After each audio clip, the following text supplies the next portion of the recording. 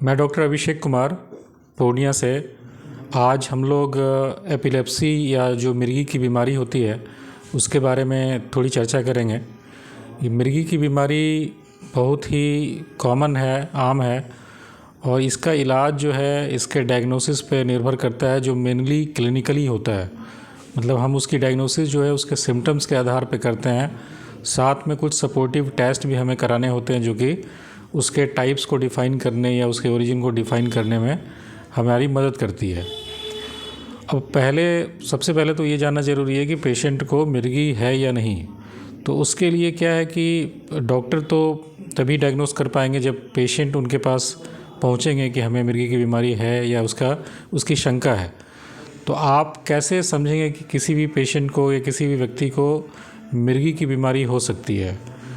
इसको समझने के लिए सबसे ज़रूरी है मिर्गी के लक्षण को, सिम्टम्स को समझना। तो मिर्गी के जो सिम्टम्स हैं वो उसके टाइप पे निर्भर करती है, जो कि 2-3 तरीके से क्लासिफाई किया गया है, कैटेगराइज किया गया है।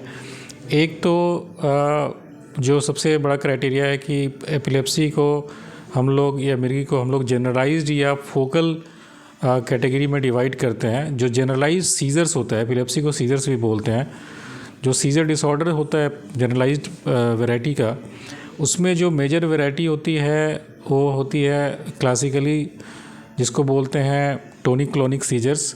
जो जनरलाइज्ड टोनिक क्लोनिक सीजर्स होती है उस मिर्गी में क्या होता है कि पेशेंट को जर्की मूवमेंट्स होती हैं।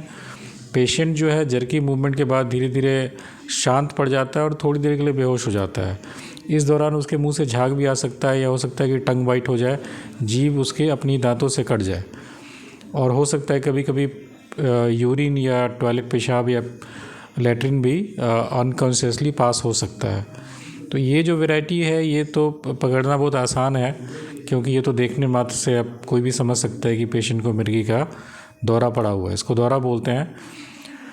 और जो एक और कॉमन सी वैरायटी है उसको बोलते हैं एब्सेंस सीजर्स। एब्सेंस सीजर में क्या होता है कि पेशेंट को बिल्कुल जर्की मूवमेंट्स तो नहीं होते, लेकिन पेशेंट का क्या होता है कि थोड़ी देर के लिए पेशेंट बिल्कुल स्थिर हो जाता है और ऐसा लगता है कि आसपास के वातावरण से वो बिल्कुल अलग हो गया, डिटैच हो गया, और उसकी स्टेयरिंग, तो उसके आंखों में एक स्टेयर होता है, वो एक तरफ देखता होता है, लेकिन रियल में पेशेंट को आभास नहीं होता है कि वो लगातार किसी एक चीज़ को देखे जा रहा है।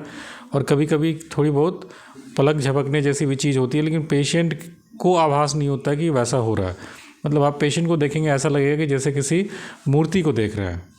पेशेंट बिल्कुल स्टिल हो जाता है और उसकी आंखों में बस कभी कभी थोड़े से पलकों का झपक होता है और कुछ नहीं होता। जो सबसे बड़ा डायग्नोस्टिक फीचर है एब्सेंस सीजर का वो है कि इसमें कोई भी फॉल नहीं होता, पेशेंट ज़मीन पे गिरता नहीं है, और पेशेंट को कोई कन्फ्यूज़न भी नहीं होता। जैसे कि मिर्गी का दौरा आने के बाद जो जनरलाइज वैरायटी है उसके बाद थोड़ी देर के लिए बेहोशी होती है, जिसको पोस्ट इक्टल कन्फ्यूज़न बोलते हैं मेडिकली। ये पोस्ट इक्टल कन्फ्यूज़न और ये बेहोशी ये एब्सेंस सीजर्स में नहीं होता। कुछ और वैरायटी होती है जैसे माइक्लोनिक सीजर्स होती हैं, ठीक है, टोनिक सीजर्स होती हैं, एटोनिक भी होता है जिसमें मसल पावर बिल्कुल लॉस हो जाती है, पेशेंट गिर जाता है। तो ये वैरायटी हो गई, और इसके हिसाब से जो सीजर डिसऑर्डर या मिर्गी के लक्षण हो गए। एक और तरीके का मिर्गी की बीमारी की एक कैटेगरी है जिसको फोकल सीजर बोलते हैं। फोकल सीजर में क्या होता है कि पेशेंट के ब्रेन का कुछ खास हिस्सा इन्वॉल्व होता है, और उस हिस्से के इन्वॉल्व होने की वजह से पेशेंट को मिर्गी का दौरा आता है।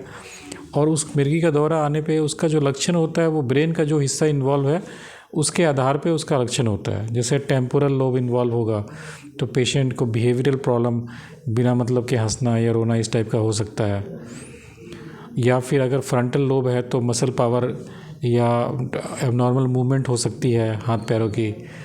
अगर ऑक्सीपिटल लोब इन्वॉल्व है तो पेशेंट का आई से रिलेटेड प्रॉब्लम उस समय टेम्परेरी हो सकती है अटैक के दौरान। तो ये सारी जो मेजर वैरायटीज़ हैं, मोटा मोटी आपको ये समझना है कि आपको मिर्गी के लिए आपको शंका करनी कि मिर्गी हो सकती है, आपको खुद डायग्नोस नहीं करना और आपको डॉक्टर को अप्रोच करना है।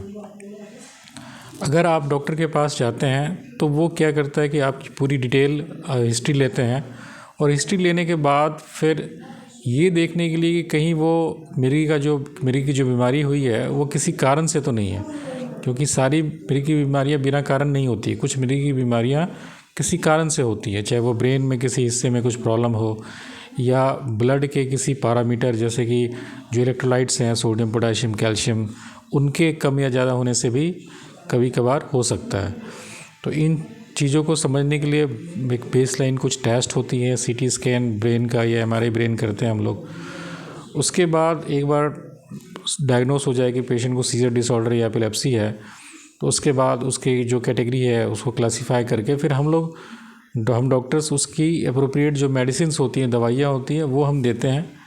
शुरू में हम लोग पेशेंट को जो दवाई देते हैं वो 1 महीने के लिए देते हैं। पेशेंट को अगर उस 1 महीने में कोई दिक्कत ना हुई तो फिर उसको अगली बार बुलाते हैं, फिर धीरे धीरे दवाइयों का ड्यूरेशन हम लोग लंबा करते चले जाते हैं।